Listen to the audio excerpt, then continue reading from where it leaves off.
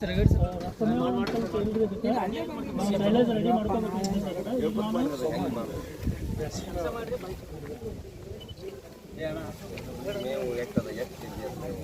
ಇದು 20 kg ಬರುತ್ತೆ sir. ಈಗ 20 kg ಮೇವು ಬರುತ್ತೆ ಸರ್. ಈಗ ಒನ್ ಟೈಮ್ ಹಾಕೋದ್ರಿ ಒಂದು ದನಕ್ಕೆ. ಹಾಂ ಸರ್.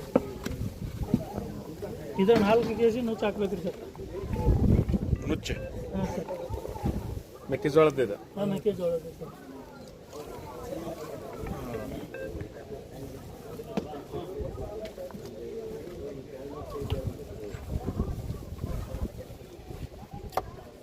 ನಾವು ಶೇಂಗಾ ಫೀಡ್ ಆಗಲಿ ಯಾವುದಾಗಲಿ ಮತ್ತೊಂದು ಯಾವ್ದಾದ್ರು ಕೊಡ್ಬೇಕಾಗಿತ್ತು ಸರ್. 3.5 kg ಕೊಡ್ಬೇಕು ಸರ್. ಈ ಪ್ರೆಸೆಂಟ್ ಇಳೋದು ದನಗಳಿಗೆ 3.5 kg ಕೊಡ್ಬೇಕ್ರಿ ಸರ್. 3 ತಿಂಗಳ ನಂತರ 2.5 kg ಕೊಡ್ಬೇಕ್ರಿ ಸರ್.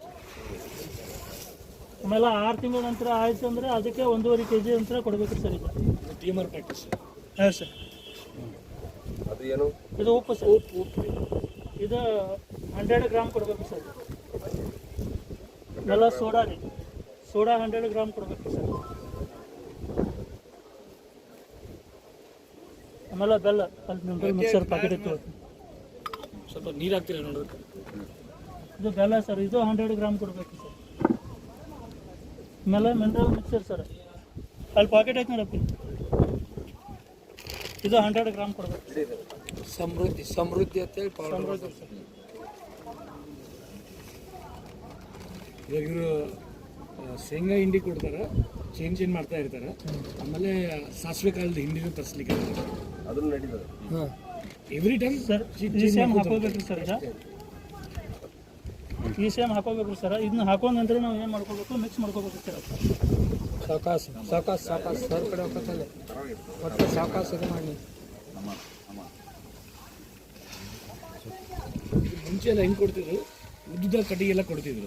ಈಗ ಅದನ್ನು ಚಾಪ್ ಕಟ್ರಲ್ಲಿ ಅಲ್ಲಿ ಮಷೀನ್ ತೋರಿಸ್ತಾರೆ. ಆ ಚಾಪ್ ಕಟ್ರ್ ಮಷೀನ್ ಕಟ್ ಮಾಡಿ ಈ ಥರ ಮಾಡ್ಕೊಂಡ್ರೆ ಸಾಕು. ಆಮೇಲೆ ಅವರೇ ಬೆಳಿಬೇಕು. ಇದು ಅಲ್ಲೇ ಆನವಲ್ಲಿ ಇವ್ರದೇ ಅದು. ಇದು 6.5 ಎಕರೆ ಐತೆ ಅದರಿಂದ ಇಲ್ಲದ ನೋಡ್ರಿ. ನಿಮ್ಮ ಇವ್ರು ಸರ್ ಮಗ ಯಾರಂತೇಳಿ ಅಂತ ಹೇಳಕತ್ತೀವಿ ನಿಮ್ಮ ಬಗ್ಗೆ.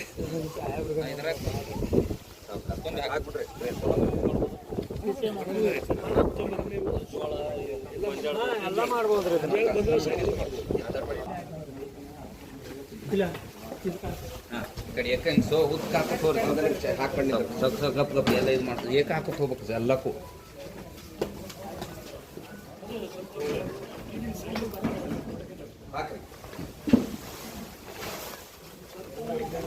ಇದನ್ನ ಕಡೆ ಯಾಕೆ ಸುರ್ಕುತ್ ನಡಿ. ಆ ಮುಂದಿನ ಸುರ್ಕುತ್ ನಡಿ ಅಂತ ಎಲ್ಲ ಕಡೆ